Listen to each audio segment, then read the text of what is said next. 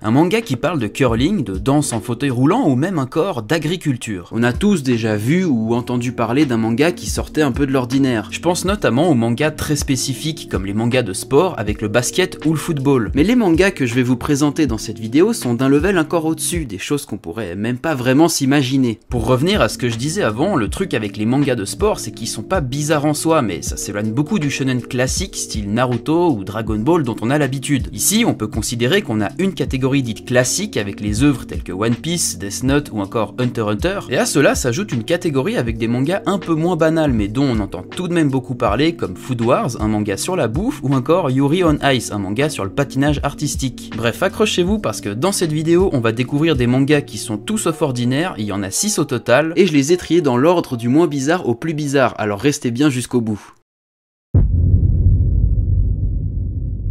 Ce manga, que l'on traduit en français par Paul le Pêcheur, n'est autre qu'une histoire autour de l'univers de la pêche, mais bon, ça vous l'aviez compris. Mais attention, c'est pas parce que je les considère comme des mangas bizarres que je les considère comme nuls ou pas intéressants, au contraire, celui-ci a même remporté le prix culturel Kodansha dans la catégorie des mangas pour enfants en 1974. Il a été créé par Takao Yaguchi, un mangaka spécialisé dans les histoires à message écologique, qui est malheureusement décédé à l'âge de 81 ans en novembre 2020. Il a créé Paul le Pêcheur en 1973 et celui-ci s'est terminé 10 ans après, en 1983. En gros, le manga raconte l'histoire de Paul, un jeune garçon passionné de pêche qui parcourt le monde à la recherche de nouveaux poissons et de nouveaux défis. En 1980 sort une version animée en 109 épisodes, doublée également en français avec Francette Vernilla pour le personnage principal. Elle avait par exemple doublé Tom Sawyer une année en arrière. Bonjour Tonne Polly, quelle belle journée! On retrouve aussi George Aubert avec un joli palmarès comme Star Trek 007 ou encore La Belle et la Bête. Bon allez, encore un petit dernier pour le plaisir avec Henri Courceau, le doubleur de Carlo dans Bob l'éponge. Je promets de ne me servir du karaté que pour me défendre et pas pour me venger. Ou cette espèce de type dans South Park. Et franchement, pour avoir regardé quelques passages de l'animé, ça a l'air plutôt sympa. Moi je vais en faire du caramel mou! Oh là là là là, mais tu as un sacré caractère, dis donc mon gars. Et on y retrouve le charme des vieilles séries animées parce que oui, c'est sorti il y a presque 30 ans quand même.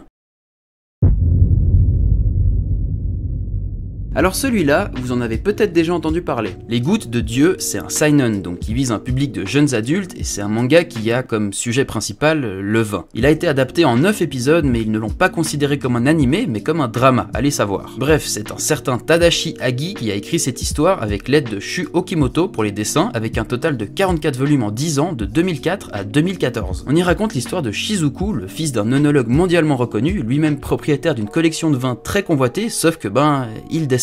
Dans son testament, il nomme 12 grands vins ainsi qu'un 13e vin mystérieux idéal nommé les Gouttes de Dieu. Afin de prendre possession de son héritage, Shizuku va devoir découvrir de quel vin il s'agit dans une compétition avec son frère adoptif. Fin 2008, le manga s'est vendu à plus de 2 millions d'exemplaires et il a été reconnu comme le meilleur livre du monde sur le vin. À cela s'ajoute le prix du meilleur seinen au Polymanga de 2009 et au Japan Expo Awards en 2011. Mais ce n'est pas tout, les auteurs ont aussi reçu le Grand Prix de la Revue des Vins de France en 2010, parce que oui, le manga n'a pas été fait à l'arrache, l'auteur est également passionné de vin et on y retrouve beaucoup de références et évidemment beaucoup de vins français.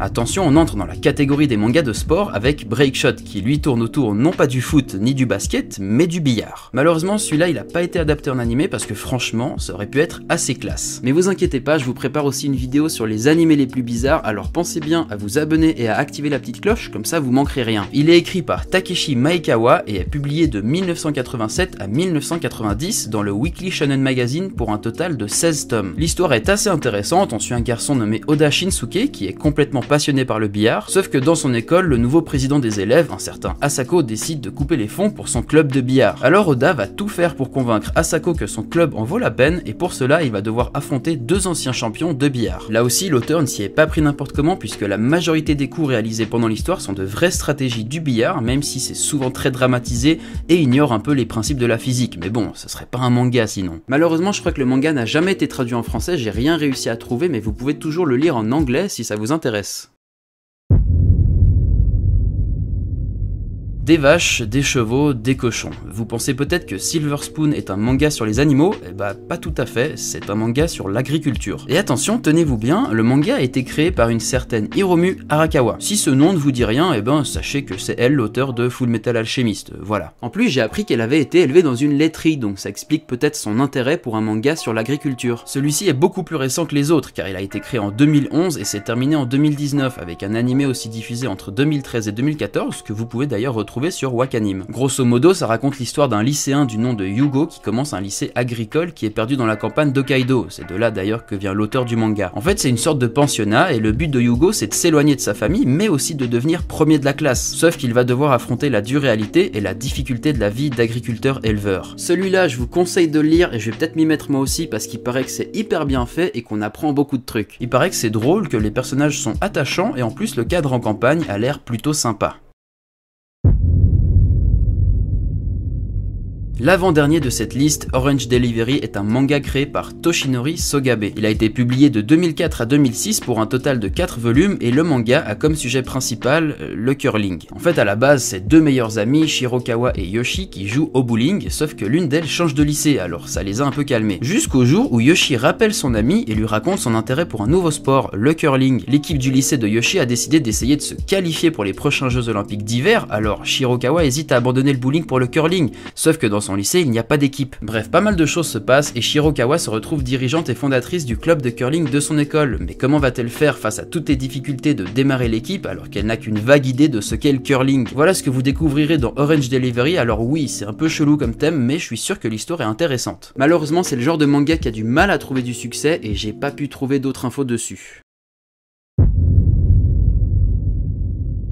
Un manga sur la danse en fauteuil roulant, voilà, ça c'est dit. Et malheureusement, comme pour celui d'avant, c'est très difficile de trouver des infos sur ces mangas. On sait qu'il a été créé par Murata Junko en 2004 et qu'il n'y a que 2 volumes, et c'est tout en fait. Enfin si, on a un petit résumé de l'histoire, c'est un homme en fauteuil roulant qui s'appelle Kai, qui est partenaire de danse avec une femme, Tomoe, qui elle n'est pas en fauteuil. Et en gros, Tomoe, la fille donc, commence à avoir des sentiments pour Kai, mais lui, il la rejette. J'ai pas réussi à trouver plus d'infos dessus, c'est des mangas pas très connus au Japon, alors je vous laisse imaginer en Europe. Dans le genre des mangas dont j'ai pas réussi à trouver des infos, il y avait aussi un manga sur le fils de Trump. Et non, c'est pas une blague, le nom c'est Mon bruyant et ennuyeux père et président, donc la vie tranquille que je voulais est complètement terminée. Et ça non plus c'est pas une blague, c'est réellement le titre en français, mais comme je l'ai pas en japonais, j'ai pas réussi à trouver une seule info à son sujet. Ce que je trouve passionnant avec ces mangas, c'est que créer une histoire autour d'un super-héros c'est une chose, mais construire une trame autour du billard ou du vin, c'est un tout autre exercice. Ce que je veux dire, c'est que les auteurs de ces œuvres ont un talent de fou, parce que réussir à captiver les gens autour de sujets si peu banals, ça doit pas être facile et je pense que ça demande aussi pas mal de courage. Et pendant mes recherches, j'ai trouvé pas mal d'animés assez bizarres, je vous en ferai aussi une vidéo, vous allez voir, c'est encore un autre level. D'ailleurs, si tu connais des mangas atypiques que j'ai pas cités, hésite pas à les mettre en commentaire, ça m'intéresse. Pense à t'abonner pour me soutenir et me suivre dans cette nouvelle aventure YouTube, j'espère que le sujet d'aujourd'hui vous a plu,